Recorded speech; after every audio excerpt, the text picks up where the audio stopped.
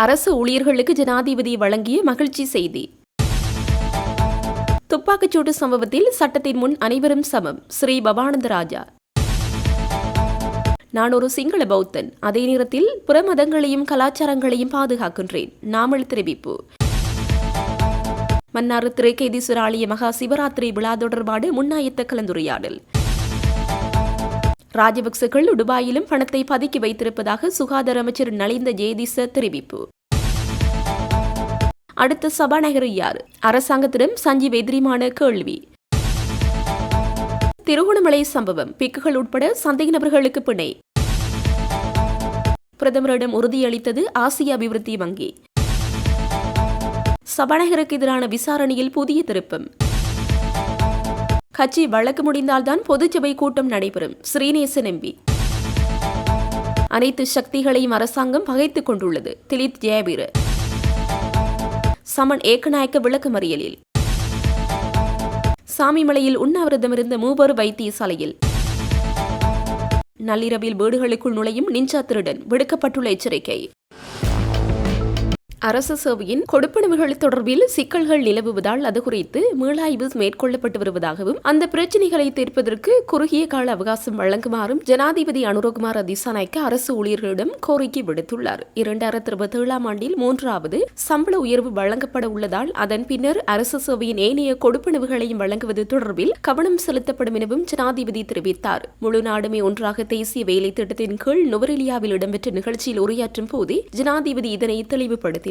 இங்குள்ள அனைவரும் பல்வேறு பொறுப்புகளை வகிப்பவர்கள். நாம் எத்தகைய தொழிலில் ஈடுபட்டாலும் அனைவருக்கும் நாட்டை பற்றி எதிர்பார்ப்புள்ளது. பிள்ளைகளின் எதிர்காலம் தொடர்பில் எதிர்பார்ப்புள்ளது. அது என்ன இருப்பதை விட சிறந்த நாடாக மாற்ற வேண்டும். எமது பிள்ளைகளுக்கு இதனை விட சிறந்த எதிர்காலத்தை உருவாக்க வேண்டும். இதுதான் எம் அனைவருக்கும் உள்ள எதிர்பார்ப்பாகும். அந்த பயணத்தில் நாம் பல துறைகளில் வெற்றிகளை ஈட்ட வேண்டும். பலமான பொருளாதாரத்தை கட்டியெழுப்ப வேண்டும். எமக்கு எவ்வாறான பொருளாதாரம் உரித்தானது என்று அனைவரும் அறிவோம். 30 வருடங்களாக யுத்தத்தினால் தான் பொருளாதாரம் வீழ்ச்சி அடைந்ததாக கூறினோம். யுத்தம் நிறைவடைந்து 13 வருடங்களின் பின்னர் நாடு பங்குரோத் அடைந்தது. உண்மையான காரணம் யுத்தமல்ல. நாம் பின்பற்றிய பொருளாதார கொள்கையும் மோசடிகளும் லஞ்ச ஊழல்களுமே நாடு இந்த நிலைக்கு தள்ளப்பட காரணமாக அமைந்தன. அவ்வப்போது பொருளாதார நெருக்கடி பல்வேறு காரணங்களை கூற முயன்றோம். எமது பொருளாதார பின்னடைவுகளை பல்வேறு காரணங்கள் காட்டினோம். சிலவேளை யுத்தத்தையும் சிலவேளை இயற்கை அனர்த்தங்களையும் தொற்று நோய்களையும் காரணங்களாக காட்டினார்கள். வீழ்ச்சிகளுக்கு காரணம் தேடினார்கள். ஆனால் எந்த நிலைமைக்கும் தாக்குப்பிடிக்கக்கூடிய பொருளாதாரத்தை உருவாக்க வேண்டும். கடந்த காலத்தில் பாகிஸ்தானுக்கும் இந்தியாவுக்கும் இடையில் யுத்தம் வெடிக்கும் நிலை ஏற்பட்ட போது எமது நாடு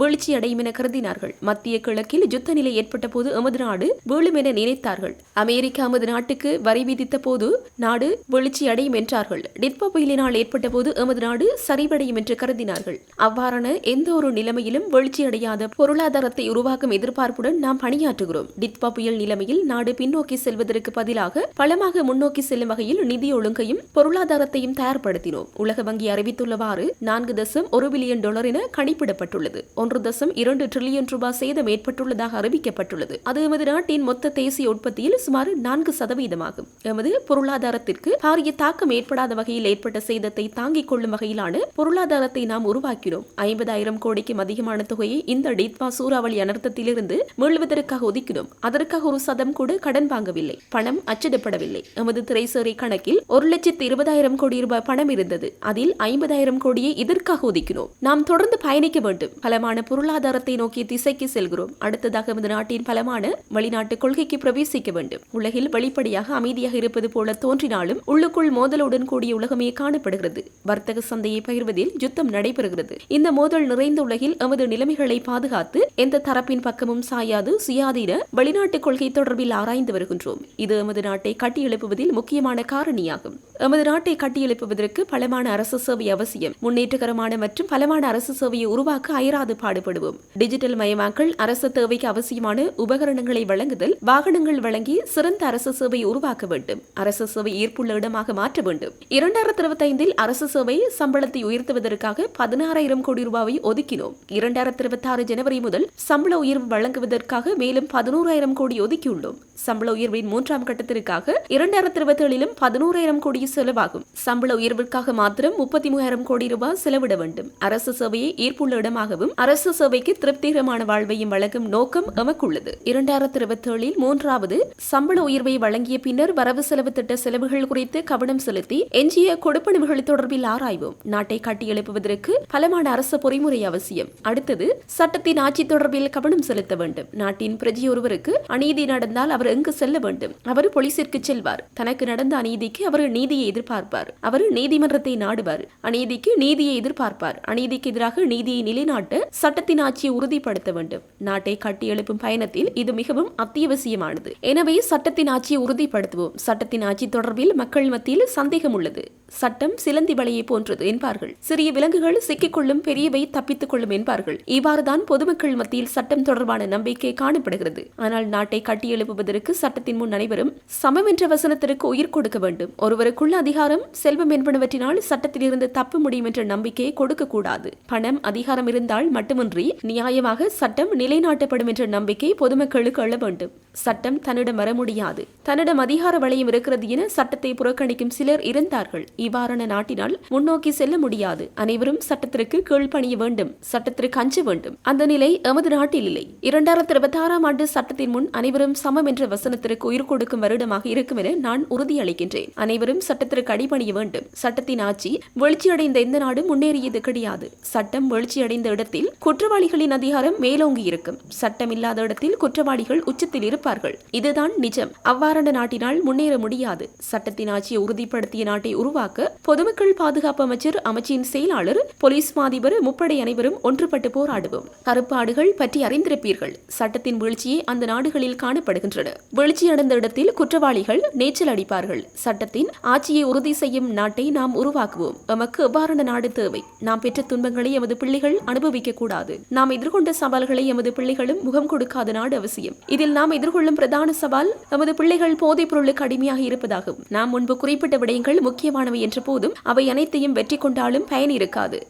கிராமமாக இதனை ஒழிக்க வேண்டும். சில காலத்தினுள் இதனை சாதிக்க முடியும் என நான் கருதவில்லை. இதற்கு சில வருடங்கள் நீடிக்கக்கூடிய பின்வாங்காத நீண்டகால வேலை திட்டம் அவசியம். போதைப்பொருள் நாட்டிற்குள் வரும் வழிகளை நாம் முடக்க வேண்டும். அதற்காக குறிப்பாக கடற்படையினர் பெரும் அர்ப்பணிப்புடன் செயற்படுகின்றனர். அண்மையில் கடற்பரப்பில் பாரியளவு போதைப் பொருட்களை கடற்படை கைப்பற்றியது.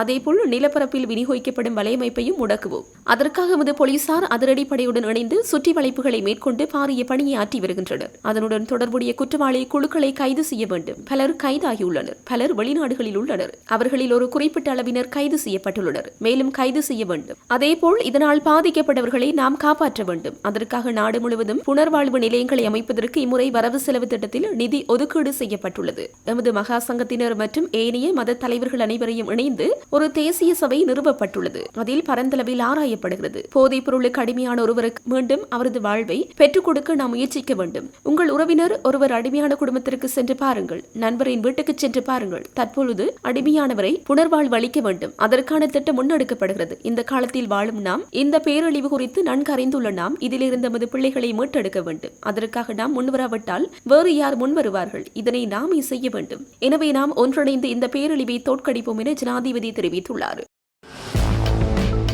யாழ்ப்பாணம் அல்லைப்பட்டி துப்பாக்கிச்சூட்டு சம்பவத்திற்கு சட்டப்படி என்ன நடவடிக்கை எடுக்க வேண்டுமோ அவற்றை நாங்கள் எடுப்போம் என பாராளுமன்ற உறுப்பினர் ஸ்ரீ பவானந்தராஜா தெரிவித்துள்ளார். இன்று வட்டுக்கோட்டை இன்பச்சோலை வீதி புனரமைப்பில் கலந்து கொண்ட பின்னர் ஊடகங்களுக்கு கருத்து தெரிவிக்கையில் அவர் இவ்வாறு தெரிவித்துள்ளார். இதுகுறித்து அவர் மேலும் தெரிவிக்கையில், சட்டத்திற்கு முன் அனைவரும் சமம் என ஜனாதிபதி சொல்லியிருந்தார். சட்டப்படி என்ன நடவடிக்கை எடுக்க வேண்டுமோ நாங்கள் அதை எடுப்போம். யாரில் பிழை இருக்கிறதோ அவர்களுக்கான தண்டனையை நாங்கள் பெற்றுக் கொடுப்போம். இந்த விடயத்தில் சட்டம் தனது வேலையை சரியாக செய்யும். போலீசாரோ பாராளுமன்ற உறுப்பினர்களோ அல்லது பிரதேச சபை உறுப்பினர்களோ யார் பிழை செய்தாலும் யார் பிழை செய்தது என்பதை தீர்மானிக்க வேண்டியது நீதிமன்றமே. எனவே நீதிமன்றமே சரியான நடவடிக்கை எடுக்கும் என தெரிவித்தார். இதன்போது ஊடகவியலாளர் ஒருவர் சங்கானை பிரதேச செயலாளர் பிரிவில் திடீர் பணக்காரர்கள் உருவாகியுள்ளதாகவும் அவர்கள் குறித்து நடவடிக்கை எடுக்க உள்ளதாகவும் வலிமேற்கு பிரதேச சபை அபிவிருத்தி ஒருங்கிணைப்பு குழு கூட்டத்தில் கூறினீர்கள். அது தொடர்பான முன்னேற்றம் என்ன என கேள்வி எழுப்பினார். அதற்கு பாராளுமன்ற உறுப்பினர் பதில் தெரிவிக்கையில், நாங்கள் இது தொடர்பாக சில விவரங்களையும் சம்பந்தப்பட்ட அதிகாரிகளுக்கு தெரியப்படுத்தியுள்ளோம்.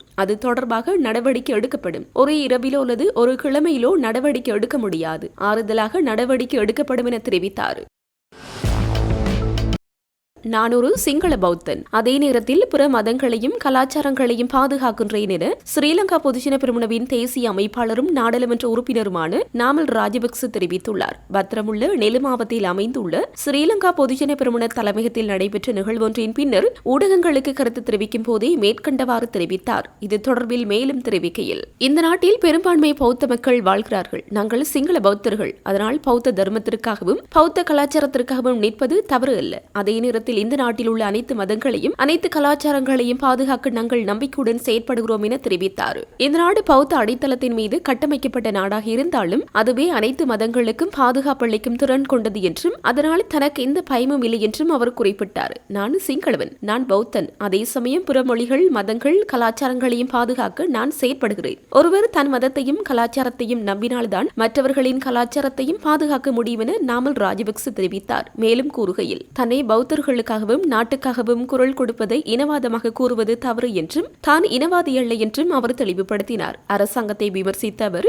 தேர்தல் நடத்தப்படுமா இல்லையா என்பதை அரசாங்கம் தீர்மானிக்க வேண்டும். என்னை சிறையில் அடைத்து தேர்தலுக்கு செல்ல போகிறார்களா அல்லது வெளியில் வைத்துக் கொண்டு தேர்தலுக்கு செல்ல போகிறார்களா என்பதை அவர்கள் முடிவு செய்ய வேண்டும். இந்த இரண்டுக்கு இடையில் குழப்பத்திலிருந்து என்னை குற்றம் சாட்டுவதில் அர்த்தமில்லை. அது நடந்தாலும் எனக்கு அது ஒன்றுதான் என்றார். மக்கள் நாட்டின் எதிர்காலம் மற்றும் அவர்களின் தேவைகள் அடிப்படையில் தீர்மானம் எடுப்பார்கள். ஜேவிபியின் தேவைகளின் அடிப்படையில் அல்ல என்றும் அவர் தெரிவித்தார். தற்போதைய அரசாங்கம் மீனவர்கள், விவசாயிகள் மற்றும் பொதுமக்களுக்கு வழங்கிய வாக்குறுதிகளை நிறைவேற்ற தவறியுள்ளதாகவும் அவர் குற்றம் சாட்டினார். எரிபொருள் விலை உயர்வு, வாழ்வாதார செலவுகள் அதிகரிப்பு, கடலில் மீனவர்களுக்கு எதிரான தாக்குதல்கள், உரமானியம் வழங்கப்படாமை, இயற்கை அனர்த்தங்களால் பாதிக்கப்பட்ட விவசாயிகளுக்கு இழப்பீடு வழங்கப்படாமை ஆகியவற்றை அவர் சுட்டிக்காட்டினார். சுகாதார அமைச்சரை விமர்சித்த அவர், டிக்டாக் பார்க்கும் வேலையை நிறுத்தி மருத்துவர்களின் பிரச்சினைகளையும் மருந்து பற்றாக்குறைகளையும் கவனிக்க வேண்டும். நோயாளிகள் பெரும் அவலத்தில் உள்ளனர். சமூக ஊடகங்களில் நேரம் கழிப்பதை விட சுகாதாரத்துறையை மேம்படுத்த நடவடிக்கை எடுக்க வேண்டும் என்று தெரிவித்தார். மேலும் இந்த நாட்டில் உண்மையான தலைவர்களின் பற்றாக்குறை உள்ளது. வரவிருக்கும் தேர்தலுக்கு அனைவரும் தயாராக வேண்டும். இறுதியில் மக்கள் நல்ல தலைவரை தேர்ந்தெடுப்பார்கள். இல்லையெனில் தலைமை இல்லாத பொம்மை அரசியல் உருவாகும் அபாயம் உள்ளது என அவர் தெரிவித்தார்.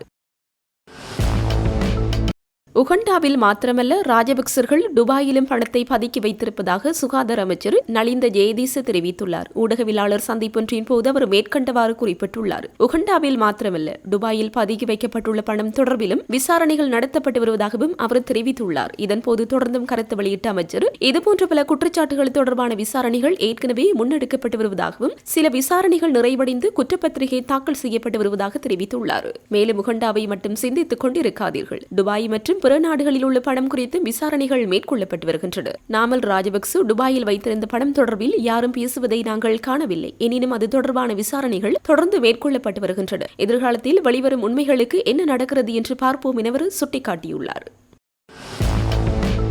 இலங்கைக்கான ஆசிய அபிவிருத்தி வங்கியின் புதிய பணிப்பாளராக பதவியேற்றுள்ள ஷானன் ஹோவலின் தலைமையிலான தூதுக்குழுவினர் பிரதமர் கலாநிதி ஹரிணி அமரசூரியவை சந்தித்து கலந்துரையாடினர். இந்த சந்திப்பு நேற்று பிரதமர் அலுவலகத்தில் இடம்பெற்றது. தூதுக்குழுவினரை வரவேற்ற பிரதமர் புதிய பணிப்பாளர் ஷானன் கோவிலினுக்கும் தனது வாழ்த்துக்களை தெரிவித்ததுடன் இலங்கைக்கும் ஆசிய அபிவிருத்தி வங்கிக்கும் இடையிலான நீண்டகால பங்காளித்துவத்தை பாராட்டினார். இலங்கையின் தேசிய அபிவிருத்தி திட்டங்களுக்கு ஏடிபி வழங்கி வரும் தொடர்ச்சியான ஆதரவை பிரதமர் இதன்போது சுட்டிக்காட்டினார். குறிப்பாக இயற்கை அனர்த்தங்களின் தாக்கத்தை குறைப்பதில் இத்தகைய நிறுவனங்களின் ஒத்துழைப்பு முக்கியமானது என குறிப்பிட்ட பிரதமர், டிட்பா புயல் அனர்த்தத்தின் போது ஏடிபி வழங்கிய உதவிக்கு விசேட நன்றியை தெரிவித்தார். இதன்போது கருத்து தெரிவித்த ஏடிபி பிரதிநிதிகள், புயலுக்கு பின்னரான நாட்டின் மறுசீரமைப்பு மற்றும் புனரமைப்பு பணிகளுக்கு தொடர்ந்து ஆதரவளிக்க தயாராக இருப்பதாக உறுதியளித்தனர். அத்துடன் இலங்கையில் கல்வித்துறையின் மேம்பாட்டிற்கு தேவையான உதவிகளை வழங்கவும் தாம் தயாராக இருப்பதாக அவர்கள் மேலும் தெரிவித்தனர்.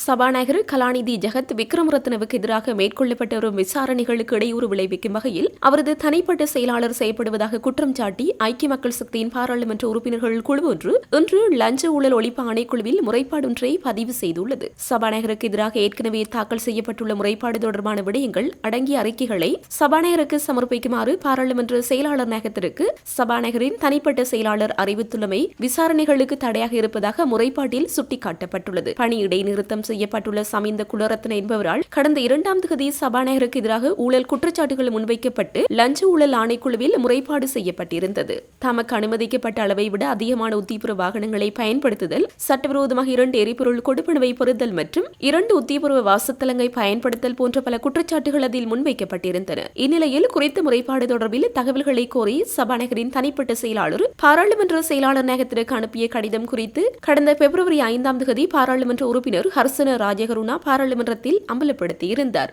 இதனையடுத்து குறித்த கடிதம் மூலம் விசாரணைகளுக்கு அழுத்தம் கொடுப்பதாக தெரிவித்தே ஹர்சன ராஜகருணா தலைமையிலான ஐக்கிய மக்கள் சக்தி உறுப்பினர்கள் இன்று காலை லஞ்ச ஊழல் ஆணைக்குழுவில் முறைப்பாடை அளித்துள்ளனர். எமது கட்சிக்காக தொடுக்கப்பட்டுள்ள வழக்கு எப்போது முடிவெடுக்கப்படுகின்றதோ அப்போதுதான் எமது கட்சியின் பொதுச்சபை கூட்டம் நடைபெறும். வழக்கு இருக்கும் வரை பொதுச்சபை கூட்டம் நடப்பதற்குரிய வாய்ப்புகள் இல்லை. வழக்கு வைத்தவர்கள், வழக்கு வைக்க தூண்டியவர்கள்தான் இந்த விடயம் பற்றி ஊடகங்களுக்கு பதிலளிக்க முடியும் என இலங்கை தமிழ் அரசு கட்சியின் மட்டக்களப்பு மாவட்ட பாராளுமன்ற உறுப்பினர் ஞானமுத்து ஸ்ரீநேசன் தெரிவித்துள்ளார். மட்டக்களப்பு போரதீவு பற்று பிரதேச அபிவிருத்தி குழு கூட்டம் நேற்று மாலை வெள்ளாவளியில் நடைபெற்றது. இதன் பின்னர் ஊடகங்களுக்கு கருத்து தெரிவிக்கையில் அவர் இவ்வாறு தெரிவித்தார். இதன்போது அவர் மேலும் தெரிவிக்கையில், மட்டக்களப்பு மாவட்டத்தின் போரதீவு பற்று பிரதேசத்தில் காட்டு யானைகளால் பல அழிவுகள் ஏற்பட்டுக் கொண்டிருக்கின்றன. யானைகள் தற்போது காடுகளில் இல்லை, வீடுகளை நோக்கியும் ஊர்களை நோக்கியும் தான் வந்து கொண்டிருக்கின்றன. பயிர்களை அழிக்கும் செயற்பாடுகளையும் இந்த காட்டு யானைகள் ஈடுபட்டுக் கொண்டிருக்கின்றன. அதேபோன்று பயிர்களை மாத்திரமல்லாமல் உயிர்களையும் யானைகள் அழித்துக் கொண்டு வருகின்றன. எனவே காட்டு யானைகள் விடயத்தில் மிக முக்கியமான தீர்மானத்தை அரசாங்கம் எடுத்துக் கொள்ள வேண்டும். யானைகள் செல்ல பிராணிகளாக இருக்கின்ற போது மனிதர்கள் கொல்லப்படக்கூடியவர்களாக பிரகடனப்படுத்தப்பட்டுள்ளதோ என எனக்கு தெரியாதுள்ளது. காட்டில் அல்லது நிலத்தில் யானை செல்ல பிராணியாக இருக்கின்றது. நீர்நிலையங்களில் முதலை செல்ல பிராணியாக இருக்கின்றது. மனிதர்கள் இந்த 2 விலங்குகளாலும் பாதிக்கப்பட்டுக் கொண்டு இருக்கின்றார்கள். ஆஸ்திரேலியா போன்ற நாடுகளில் ஒரு விலங்கு அதிகரிக்கப்படுமாக இருந்தால் அதனை சமநிலை ஏற்படுத்துவதற்காக அந்த விலங்குகளை கொல்வது ஒரு வழியாகத்தான் இருக்கின்றன. ஆனால் இலங்கையை பொறுத்தவரையில் பிராணிகள் மீது மிகவும் அன்புகளை செலுத்துகின்றார்கள். அது பல மனிதர்களை அடித்துக் கொன்றாலும் கூட அவ்வாறு அடித்துக் கொள்ளுகின்ற பிராணிகளையும் அவர்கள் செல்லமாகத்தான் நடத்தி கொண்டிருக்கின்றார்கள். ஆனால் மக்களை பொறுத்தவரையில் மக்களை கொள்கின்ற போதும் அது பற்றி இவர்கள் சிந்திக்கின்ற அளவு மிக மிக குறைவாக இருக்கின்றது. மனிதனை அல்லது சொத்துக்களை யானை துவசம் செய்யுமாக இருந்தால் அதனை யானை மனிதன் முரண்பாடு என அழகாக சொல்கின்றார்கள். ஆகவே இந்த விடயத்தில் தீர்க்கமானதொரு முடிவை எடுத்து மக்கள் நிம்மதியாக வாழ்வதற்குரிய வாய்ப்பை அரசாங்கம் வழங்க வேண்டும். அபிவிருத்தி விடயத்திலும் பாதைகள் வெள்ளத்தால் பாதிக்கப்பட்ட இடங்கள் என பல அபிவிருத்தி செய்வதற்கு இருக்கின்றன. மிக விரைவாக இந்த விடயங்களை அரசாங்கம் மேற்கொள்ள வேண்டும். எனவே கடந்த கால அரசாங்கங்களை போன்று இந்த அரசாங்கம் இனவாத அல்லது மதவாத அரசாங்கமாக இல்லாமல் மக்கள் எல்லோரையும் பொதுவாக சமத்துவமாக நோக்கி பணிகள் செய்யக்கூடிய அரசாங்கமாக இருக்க வேண்டும் எனவும் கேட்டுக்கொள்கின்றேன். அரசாங்கம் ஆட்சிக்கு வந்து ஒரு வருடம் நிறைவேற்றி இருக்கின்றது. இன்னும் வரும் வருடங்களிலாவது தேசிய இன பிரச்சனையை தீர்த்து நீங்கள் சுதந்திர தினத்தை கொண்டாடுகின்ற போது தமிழ் மக்கள் இன்றைய தினத்தை கரிநாளாக அனுஷ்டிக்கின்ற அந்த சந்தர்ப்பத்தை வழங்காமல் இனி வருகின்ற சுதந்திர தினத்திலாவது உங்களோடு நாங்கள் கொண்டாடுவதாக இருந்தால் இந்த தேசிய இன பிரச்சனைக்கு தீர்வு காண வேண்டும். கைதிகள் விடுதலை செய்யப்பட வேண்டும். காணாமல் போனவர்களுக்கு உரிய பிரச்சனைகள் தீர்க்கப்பட வேண்டும். அதே போன்றுதான் ஆக்கிரமிக்கப்பட்ட காணிகள் விடுவிக்கப்பட வேண்டும். இவற்றையும் விட மாகாண சபை தேர்தல் இழுத்தடிக்கப்பட்டுக் கொண்டிருக்கின்றது. அவை நடாத்தப்பட வேண்டும். மனித உரிமைகளில் ஈடுபட்ட குற்றவாளிகள் தராதரம் பார்க்காமல் தண்டிக்கப்படுவதற்குரிய வாய்ப்புகள் ஏற்படுத்தினால்தான் அடுத்த தடவை அரசாங்கம் நினைப்பது போன்று சுதந்திர தின கொண்டாட்டத்தில் நாங்களும் கலந்து கொள்ளக்கூடியதாக இருக்கும். மாறாக தேசிய இன பிரச்சினை தீர்க்கப்படாத சூழல், காணாமல் ஆக்கப்பட்டோருக்குரிய தீர்வு காணப்படாத நிலையில் நாங்கள் இலங்கையின் சுதந்திரத்தை கொண்டாடுவதற்கு மனரீதியாக நாங்கள் தயாரில்லை. தமிழரசு கட்சியில் 8 பேரை கொண்ட பாராளுமன்ற குழு ஒன்று உள்ளது. அந்த பாராளுமன்ற குழு ஊடாக பாராளுமன்ற குழு தலைவர் தெரிவு செய்யப்பட்டாரா என பலரும் கேட்கின்றார்கள். ஆனாலும் எமது கட்சியின் அரசியல் குழுதான் பாராளுமன்ற குழு தலைவரை தெரிவு செய்திருக்கின்றது தவிர எமது பாராளுமன்ற குழுவிடம் இந்த பாராளுமன்ற குழு தலைவர் தெரிவு சம்பந்தமாக பேசவில்லை. மாறாக அரசியல் குழு முடிவு எடுத்த பின்னர் அந்த செய்தியை சொன்னார்கள். பாராளுமன்ற குழுவிடம் கலந்தாலோசித்த பின்னர் அவர்கள் அந்த முடிவை எடுக்கவில்லை. எமது கட்சிக்காக தொடுக்கப்பட்டுள்ள வழக்கு எப்போது முடிவுறுத்தப்படுகின்றதோ அப்போதுதான் எமது கட்சியின் பொதுச்சபை கூட்டம் நடைபெறும். வழக்கு இருக்கும் வரை பொதுச்சபை கூட்டம் நடப்பதற்குரிய வாய்ப்புகள் இல்லை. வழக்கு வைத்தவர்கள், வழக்கு வைக்க தூண்டியவர்கள் தான் இந்த விடயம் பற்றி ஊடகங்களுக்கு பதிலளிக்க முடியும். இலங்கை தமிழரசு கட்சி ஜனநாயக தமிழ் தேசிய கூட்டமைப்புடன் இணைந்து செயற்படுவதற்கு பேச்சுவார்த்தைகளை முன்னெடுத்தாலும் தமிழ் தேசிய கூட்டமைப்பாக அது பதிவு செய்யப்படாது எனவும் அவர் இதன்போது தெரிவித்தார்.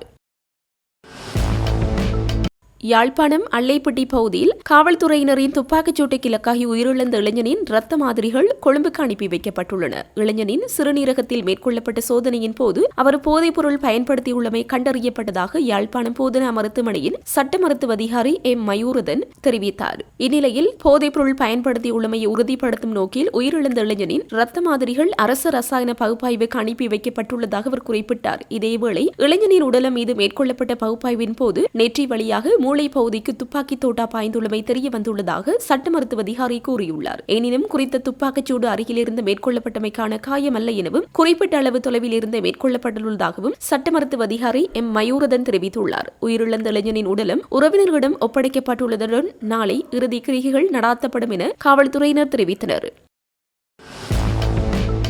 கையூட்டல் அல்லது ஊழல் குற்றச்சாட்டுகள் தொடர்பாக விசாரணை நடைபெறும் நிலையில் சபாநாயகர் தனது பதவியில் தொடர முடியாது என முன்னாள் நாடாளுமன்ற உறுப்பினர் சஞ்சீவ் எதிரிமான தெரிவித்துள்ளார். இன்றைய தினம் பத்திரமுலையில் உள்ள ஸ்ரீலங்கா பொதுஜன பெரமுன கட்சி தலைமையகத்தில் நடைபெற்ற ஊடகவியலாளர் சந்திப்பிலேயே அவர் இந்த கேள்வி எழுப்பியுள்ளார். அவர் மேலும் கூறுகையில், அரசாங்கத்திடம் ஒரு கேள்வி கேட்க விரும்புகின்றேன். அடுத்த சபாநாயகர் யார்? தற்போதைய மதிப்பிற்குரிய சபாநாயகருக்கு எதிராக நாடாளுமன்றத்தின் துணை செயலாளர் நாயகம் மற்றும் நிர்வாக தலைவர் இணைந்து கடுமையான புகார் ஒன்றை தாக்கல் செய்துள்ளனர். இந்த புகார் அல்லது ஊழல் குற்றச்சாட்டுகள் விசாரணை ஆணைக்குழுவில் சமர்ப்பிக்கப்பட்டுள்ளது. சபாநாயகர் நாடாளுமன்றத்தின் தலைமை ஆசனத்தை வகிப்பவராகவும் அரசியலமைப்பு சபையின் தலைவராகவும் செயற்படுகிறார். அரசியலமைப்பு சபை இலங்கை அரசியலமைப்பின் கீழ் மிகுந்த அதிகாரம் கொண்ட நிறுவனம். அரசியலமைப்பின் 41 பிரிவும் அதனுடன் தொடர்புடைய அட்டவணையும் கையூட்டல் அல்லது ஊழல் குற்றச்சாட்டுகள் விசாரணை ஆணைக்குழு மற்றும் அரசியலமைப்பு சபை இடையான வலுவான சட்டப்பூர்வ தொடர்பு இருப்பதை தெளிவுபடுத்துகின்றன. உதாரணமாக, கையூட்டல் அல்லது ஊழல் குற்றச்சாட்டுகள் விசாரணை ஆணைக்குழுவின் தலைவர் மற்றும் அதன் உறுப்பினர்களை நியமிப்பதில் அரசியலமைப்பு சபை நேரடியாக ஈடுபடுகிறது. இத்தகைய பின்னணியில் தன்னையே குறிவைத்து விசாரணை நடைபெற போது சபாநாயகர் தனது பதவியில் தொடர முடியாது. ஜனாதிபதி அனுரகுமார திசாநாயக்க அவர்களிடம் நாம் கேள்வி எழுப்புகிறோம். நீங்கள் மற்றும் உங்கள் அரசாங்கம் நாட்டிற்கு முன்வைத்த அரசியல் நெறிமுறை இன்று உங்கள் ஆட்சிக்குள்ளேயே சவாலுக்குள்ளாகியுள்ளது. சபாநாயகர், இப்போது உங்கள் முன்னோடியான அசோக ரன்பல எடுத்துக்காட்டை பின்பற்ற வேண்டிய நேரம் வந்துள்ளது. அதனால்தான் அரசாங்கத்திடம் நான் அடுத்த சபாநாயகர் என்று கேள்வி எழுப்புகிறேன் என அவர் தெரிவித்தார். முன்னாள் ஜனாதிபதி செயலாளர் சமன் ஏக்கநாயக்கவை எதிர்வரும் பிப்ரவரி மாதம் 18ஆம் தேதி வரை தொடர்ந்தும் விளக்கமறியலில் வைக்குமாறு கோட்டை நீதவான் நீதிமன்றம் இன்று உத்தரவிட்டது. முன்னாள் ஜனாதிபதி ரணில் விக்ரம்சிங்கவின் பிரித்தானியாவுக்கான தனிப்பட்ட விஜயத்திற்காக 162 லட்சம் ரூபாவுக்கும் அதிகமான பணத்தை அனுமதித்ததனூடாக அந்த குற்றத்திற்காக உதவி ஒத்தாசையை வழங்கியதாக கூறப்படும் சந்தேகத்தின் பேரில் சமன் ஏக்கநாயக்க விளக்கமறியலில் வைக்கப்பட்டிருந்தார். இதற்கமை இது தொடர்பான வழக்கு இன்று விசாரணைக்கு எடுத்துக் கொள்ளப்பட்ட போதே இந்த உத்தரவு பிறப்பிக்கப்பட்டுள்ளது. குற்றப்புலனாய்வு திணைக்களம் சார்பில் ஆஜரான மேலதிக சொலிசிட்டர் ஜெனரல் திலீப பீரிஸ் மற்றும் பிரதிவாதி சார்பில் ஆஜரான ஜனாதிபதி சட்டத்திரணி காளிங்க இந்த திசை ஆகியோர் முன்வைத்த விடயங்களை ஆராய்ந்த பின்னர் கொழும்பு கோட்டை நீதவான் இஸ்ரோ நெத்திகுமார இந்த உத்தரவை பிறப்பித்தார். திரைக்கேதீஸ்வர ஆலயத்தின் மகா சிவராத்திரி விழாவை முன்னிட்டு எதிர்வரும் 15ஆம் தேதி நடைபெறவுள்ள முன்னாயத்த கலந்துரையாடல் இன்று காலை 11 மணியளவில் திரைக்கேதீஸ்வர ஆலய மண்டபத்தில் இடம்பெற்றுள்ளது. மன்னார் மாவட்ட அரசு அதிபர் கனகேஸ்வரன் தலைமையில் இடம்பெற்ற குறித்த கலந்துரையாடலில் திருக்கேதீஸ்வர ஆலய திருப்பணி சபையின் தலைவர் சிவசம்பு ராமகிருஷ்ணன் கலந்து கொண்டதோடு எதிர்வரும் மகா சிவராத்திரி விழாவிற்கான முன்னாயத்த நடவடிக்கைகள் குறித்து விரிவாக கலந்துரையாடப்பட்டது. இது தொடர்பில் அவர்கள் தெரிவிக்கையில், வரலாற்று பிரசித்தி பெற்ற மன்னார் திருக்கேதீஸ்வரத்திலே மகா சிவராத்திரி பெருவிழா வருகிற 15ஆம் தேதி இடம்பெற இருக்கின்றது. இந்த திருவிழாவினை இந்த மிகவும் சிறப்பான முறையிலே கொண்டாடுவதற்கேற்ற ஒழுங்குகள் தொடர்பான ஒரு கலந்துரையாடல் இன்றைய தினம் இடம்பெற்றது. கடந்த 27/1/2026 அன்றும் இது இந்த திருவிழாவினை சிவராத்திரி நிகழ்வினை சிறப்பான முறையிலே கொண்டாடுவதற்குரிய ஏற்பாடுகள் தொடர்பாக கலந்துரையாடப்பட்டது. இன்றைய தினமும் நேரடியாக திருக்கேதீஸ்வர ஆலயம் வருகை ஆலய சுற்றாடலை பரிசீலித்த பின்னர் அனைத்து பங்குதாரர்களுடனும் ஒரு கூட்டம் இடம்பெற்றது. அந்த அடிப்படையிலே திருக்கேதீஸ்வர ஆலயத்தை சூழ்ந்து காணப்படுகின்ற வீதி போக்குவரத்து அதிகார சபை, வீதி அபிவிருத்தி திணைக்களம் மற்றும் பிரதேச சபைக்கு சொந்தமான அந்த வீதிகளின் இருமரங்கும் உள்ள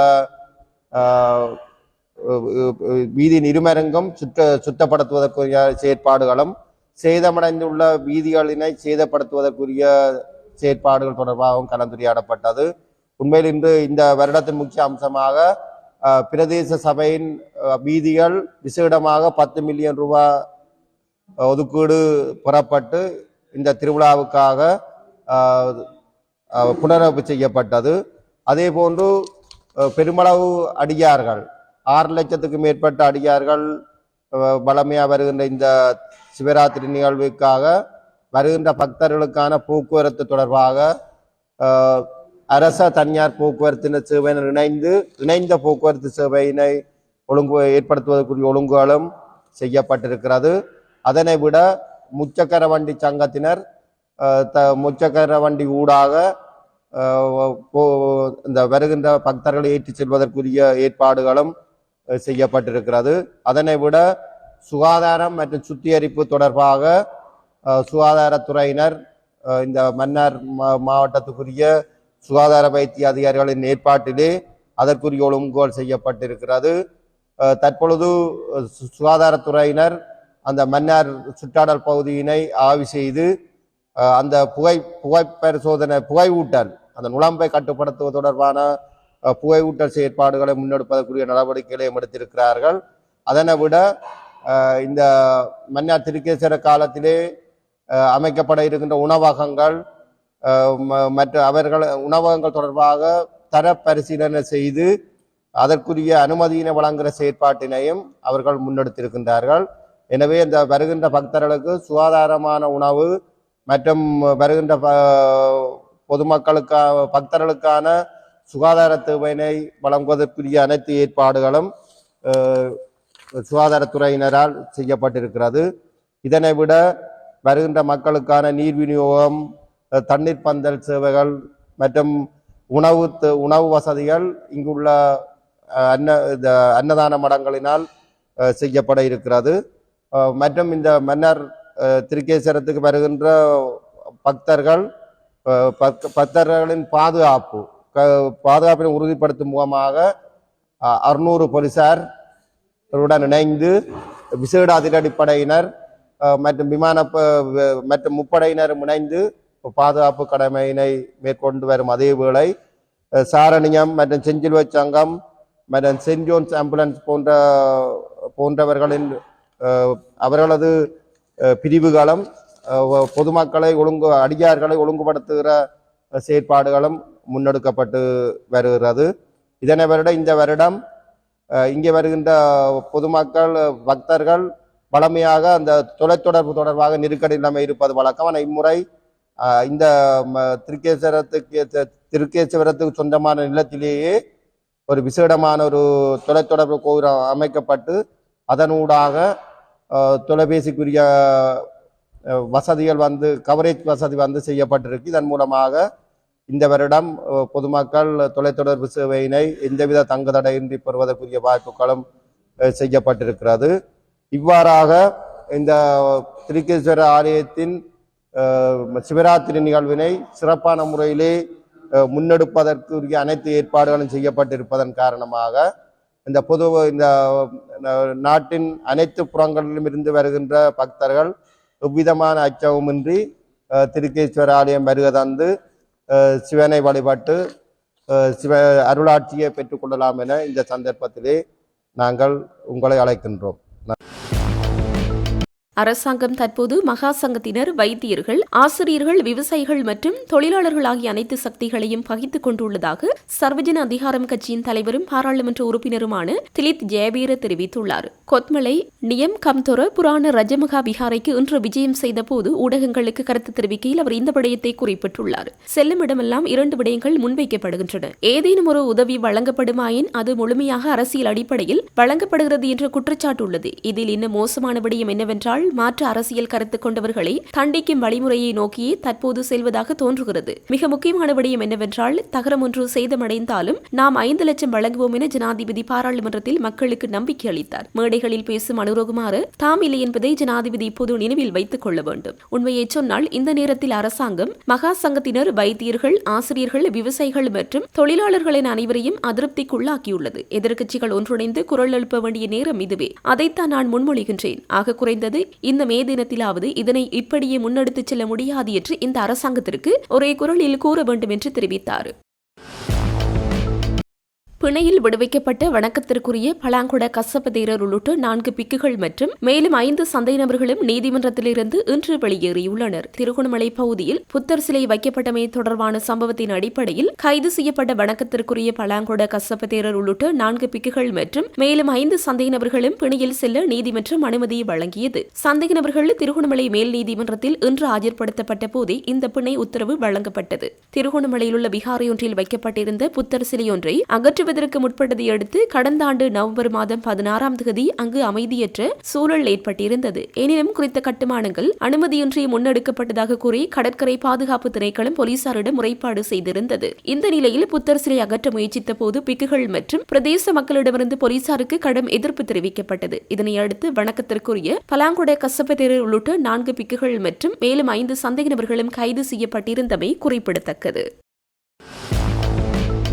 நுவரெலியா மாவட்டம் மஸ்கலியா போலீஸ் பிரிவுக்குட்பட்ட ஹொரண பெருந்தோட்ட நிறுவனத்தைச் சேர்ந்த சாமிமலை கவரவில தோட்டத்தில் உண்ணாவிரத போராட்டத்தில் ஈடுபட்டிருந்த தொழிலாளர்கள் 3 இன்று காலை மயங்கி விழுந்த நிலையில் வைத்தியசாலையில் அனுமதிக்கப்பட்டுள்ளனர். தோட்ட நிர்வாகத்தால் 8 தொழிலாளர்களின் சேவை இடைநிறுத்தப்பட்டமைக்கு எதிர்ப்பு தெரிவித்து முன்னெடுக்கப்பட்டு வந்த போராட்டம் தற்போது தீவிரமடைந்துள்ளது. குறித்த தோட்டத்தில் பணியாற்றும் 8 தொழிலாளர்களின் சேவையை தோட்ட நிர்வாகம் இடைநிறுத்தியிருந்தது. இதற்கு எதிர்ப்பு தெரிவித்து பாதிக்கப்பட்ட தொழிலாளர்கள் கடந்த 7 நாட்களாக தொடர் சத்தியகிரக போராட்டத்தில் ஈடுபட்டு தமது கோரிக்கைகளுக்கு உரிய தீர்வு கிடைக்காத காரணத்தினால் நேற்றைய தினம் முதல் இவர்கள் தமது போராட்டத்தை உண்ணாவிரத போராட்டமாக மாற்றினர். இந்நிலையில் உண்ணாவிரதத்தின் தாக்கம் காரணமாக இன்று காலை 3 தொழிலாளர்கள் திடீரென மயக்கம் அடைந்தனர். இதனையடுத்து அவர்கள் உடனடியாக நோயாளர் காவு வண்டி மூலம் கிழங்கன் ஆதார வைத்தியசாலைக்கு கொண்டு செல்லப்பட்டு சிகிச்சைக்காக அனுமதிக்கப்பட்டனர். தோட்டத்தில் பதிவு செய்யப்படாத வெளியாட்களை பயன்படுத்தி தேயிலை பறிக்கும் பணிகளை மேற்கொள்ள தோட்ட நிர்வாகம் நடவடிக்கை எடுத்தது. இதற்கு தோட்ட தொழிலாளர்கள் கடும் எதிர்ப்பு தெரிவித்தனர். நிர்வாகத்தின் இந்த தீர்மானத்தை எதிர்த்த காரணத்தினாலேயே 8 தொழிலாளர்களின் சேவையும் தன்னிச்சையாக இடைநிறுத்தப்பட்டதாக தொழிலாளர்கள் குற்றம் சுமத்துகின்றனர். கடந்த 48 நாட்களாக தங்களின் சேவை இடைநிறுத்தப்பட்டுள்ளதாகவும் இதனால் தாம் பெரும் பொருளாதார நெருக்கடிக்கு முகம் கொடுத்துள்ளதாகவும் அவர்கள் கவலை தெரிவித்தனர். இப்பிரச்சினை தொடர்பில் நுவரெலியா மாவட்ட பாராளுமன்ற உறுப்பினர்களான மனோ கணேசன் மற்றும் பழனி திகாம்பரம் ஆகியோர் தோட்ட நிர்வாகத்துடன் பேச்சுவார்த்தைகளை முன்னெடுத்திருந்தனர். இதனையடுத்து குறித்த 8 தொழிலாளர்களையும் மீண்டும் பணிக்கு திரும்புமாறு தோட்ட நிர்வாகம் அறிவித்துள்ளது. இருப்பினும் பணி இடைநிறுத்தம் செய்யப்பட்டு கடந்த 24 நாட்களுக்கான நிலுவை சம்பளம் அல்லது அதற்கான உரிய நஷ்டஈடு தொடர்பில் நிர்வாகம் எவ்வித உறுதியான தீர்வுகளையும் வழங்கவில்லை என தொழிலாளர்கள் சுட்டிக்காட்டுகின்றனர். எங்களை மீண்டும் சேவையில் சேர்த்தால் மட்டும் போதாது, அநியாயமாக பணி இடைநிறுத்தம் செய்யப்பட்ட நாட்களுக்கான உரிய தீர்வு வேண்டும் என வலியுறுத்தியே தொழிலாளர்கள் தமது போராட்டத்தை தொடர்ந்து வருகின்றனர். போதைப்பொருள் கடத்தல் தொடர்பில் தற்போது சிறையில் உள்ள தேகல சமன் எனப்படும் அஜித் பெரேரா என்பவரின் சொகுசு வீடு ஒன்றை சட்டவிரோத சொத்துக்கள் விசாரணை பிரிவு முடக்கியுள்ளது. 2 கோடி ரூபாவுக்கும் அதிக பெறுமதியுடைய குறித்த வீடு அவிசாவளை தெகியவிட்ட பகுதியில் அமைந்துள்ளது. அந்த வீட்டை அவர் தனது கள்ள காதலிக்கு கொடுத்துள்ளதாக போலீசார் தெரிவித்தனர். சந்தேக நபரால் அந்த வீட்டை கொள்வனவு செய்வதற்காக பணம் பெற்ற வழியை தெளிவுபடுத்த முடியாமல் போனதால் அது போதைப்பொருள் கடத்தல் மூலம் ஈட்டிய பணத்தில் கொள்வனவு செய்யப்பட்டிருக்கலாம் என போலீசார் சந்தேகிக்கின்றனர். எனவே குறித்த வீட்டை சட்டவிரோத சொத்துக்கள் விசாரணை பிரிவு முடக்கியுள்ளது. 2026ஆம் ஆண்டிற்கான வாக்காளர் பட்டியல் கணக்கெடுப்பு பணிகள் தற்போது ஆரம்பிக்கப்பட்டுள்ளதாக தேர்தல் ஆணைக்குழுவின் ஆணையாளர் நாயகம் ரசிக பீரிஸ் தெரிவித்தார். அவர் இது தொடர்பில் மேலும் தெரிவிக்கையில், வாக்காளர் தகுதி பெறும் திகதியாக பிப்ரவரி மாதம் 1ஆம் தேதி கருதப்படுவதாகவும் அத்திகதியில் 18 வயது பூர்த்தியடைந்த மற்றும் அப்பிரதேசத்தில் வசிப்பதை உறுதிப்படுத்தியவர்களுக்கு வாக்காளர் பட்டியலில் பேர் சேர்த்துக் கொள்ளும் வசதி காணப்படுவதாகவும் அவர் தெரிவித்தார். வாக்காளர் பட்டியலுக்கான தகவல்களை பெற்றுக் கொள்வதற்கு வீடு வீடாக சென்று தரவுகளை சேகரிக்கும் முறை மற்றும் உள்வாங்க மற்றும் முறைமை ஆகிய பின்பற்றப்படுவதாக தேர்தல் ஆணையாளர் நாயகம் தெரிவித்தார். 2026ஆம் ஆண்டிற்கான தகவல்களை சேகரிக்கும் போது உள்வாங்க மற்றும் நேக்கு முறைமையை பின்பற்றப்படுவதாகவும் அவர் குறிப்பிட்டார்.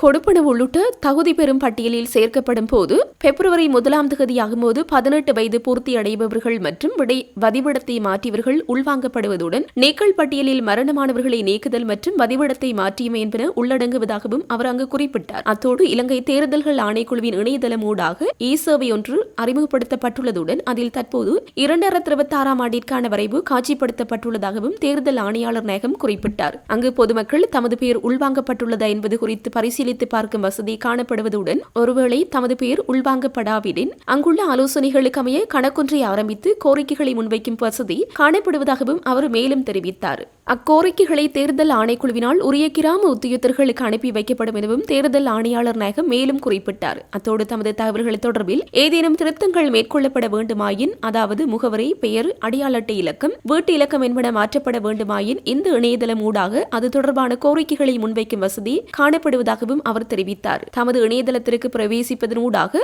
கிராம உத்தியோகத்துறை தொடர்பு கொள்வதற்கும் சந்தர்ப்பம் வழங்கப்பட்டுள்ளதாக அவர் மேலும் குறிப்பிட்டார். எவரேனும் ஒரு பிரஜையினால் பெயர் பட்டியலில் தமது பெயர் உள்வாங்கப்படவில்லை என கோரிக்கை முன்வைக்கப்பட்டிருப்பின் அவர்களின் வீடுகளுக்கு சென்று தேவையை பூர்த்தி செய்து கொடுக்குமாறு கிராம உத்தியோகத்தர்களுக்கு ஆலோசனை வழங்கப்பட்டுள்ளதாகவும் அங்கு கருத்து வெளியிடுகையில் அவர் தெரிவித்தார். அத்தோடு அனைத்து கிராம உத்தியோகத்தர் அலுவலகங்களிலும் தற்போது 2026 வரைவு காட்சிப்படுத்தப்பட்டுள்ளதுடன் அதன் ஊடாகவும் தமது பெயர் பட்டியல் உள்வாங்கப்பட்டுள்ளதா என்பது குறித்து பரிசீலிக்கும் வசதி காணப்படுவதாகவும் அவர் குறிப்பிட்டார். வாக்காளர் டாப்பிற்காக பிரதேச ரீதியாக தகவல்களை சேகரித்தல் பிப்ரவரி 1 முதல் 28 வரை இடம்பெறுவதாகவும் அவர் தெரிவித்தார். கிராம உத்தியோகத்தர்களிடமிருந்து பெறப்பட்ட தகவல்களின் ஊடாக உள்வாங்கல் மற்றும் நீக்கல் பட்டியல்களை தயாரித்து மாவட்ட தேர்தல் அலுவலகங்களுக்கு ஒப்படைத்தல் மார்ச் 3 முதல் 28 வரை மேற்கொள்ளப்படும் எனவும் குறிப்பிடப்படுகிறது. அத்தகவலுக்கு அமைய பெயர் பட்டியலை மீண்டும் பட்டியலிட்டு மே 5 முதல் ஜூன் 1 வரை 28 நாட்கள் காட்சிப்படுத்தப்பட உள்ளதாகவும் அவர் தெரிவித்தார். அதற்கமைய தமது பெயர் தகுதி பெறும் பட்டியலில் இல்லாவிடின் இந்த 28 நாட்களுக்குள் அவர்களுக்கு மீண்டும் உரிமை கோரும் சந்தர்ப்பம் வழங்கப்பட்டுள்ளதாகவும் அவர் குறிப்பிட்டார். அத்தோடு உரிய ஆவணத்தில் தம்மை பற்றி ஏதேனும் தவறான தகவல்கள் உள்ளடங்கியிருப்பின் ஆட்சேபனைகளை முன்வைப்பதற்கும் இந்த 20 நாட்கள் ஊடாக சந்தர்ப்பம் வழங்கப்பட்டுள்ளது. எம்பிலிப்பட்டிய போலீஸ் பிரிவில் உள்ள வீடுகள் மற்றும் வணிக நிறுவனங்களை குறிவைத்து நள்ளிரவில் மர்ம நபர்களால் மேற்கொள்ளப்படும் கொள்ளை சம்பவங்கள் தொடர்பில் மக்கள் அச்சமடைந்துள்ளதாக தெரிவிக்கப்படுகிறது. நிஞ்சா திருடர்கள் என்று அழைக்கப்படும் மர்ம நபர்களால் கொள்ளை சம்பவங்கள் மேற்கொள்ளப்படுவதாக தெரிவிக்கப்படுகின்றது. இந்த மர்ம நபர் முழுமையான உடலையும் மறைக்கும் வகையில் ஆடைகளையும் முகத்தையும் மறைத்து முகமூடிகளையும் அணிந்து ரகசியமாக வீடுகளுக்குள் நுழைவதை சிசிடிவி கேமராக்களில் பதிவாகியுள்ளது. கையுறைகள் அணிந்து முதுகில் கட்டப்பட்ட பையிலிருந்த பல்வேறு கருவிகளை எடுத்து ஜன்னல்களை திறந்து வீடுகளுக்குள் நுழைந்து குற்றச்செயல் ஈடுபடுவதாக அப்போது மக்கள் கூறுகின்றனர். மேலும் ஒரே மாதிரியான ஆடைகளை அணிந்திருப்பதனால் தனிநபரின் வேலையா அல்லது ஒரு குழுவின் வேலையா என்ற சந்தேகம் இருப்பதாகவும் அப்போது மக்கள் கூறுகின்றனர். குறித்த திருடன் எந்த தடையும் இல்லாமல் கொடூரமான நாய்களுடன் வீடுகளுக்குள் நுழைவதாக கண்டுபிடிக்கப்பட்டுள்ளது. தொழிலதிபர்கள், சட்டத்திறனிகள் மற்றும் மருத்துவர்களின் வீடுகளில் நுழைந்துள்ளதாகவும் கூறப்படுகின்றது. இத்திருடன் தொடர்பாக முறைப்பாடுகள் வந்துள்ளதாகவும் எம்பிலிப்பட்டி, ரத்னபுரி உள்ளிட்ட பல பகுதிகளில் போலீஸ் அதிகாரிகள் பற்றாக்குறை காரணமாக விசாரணைகள் தாமதமாகி வருவதாகவும் தெரியவந்தது.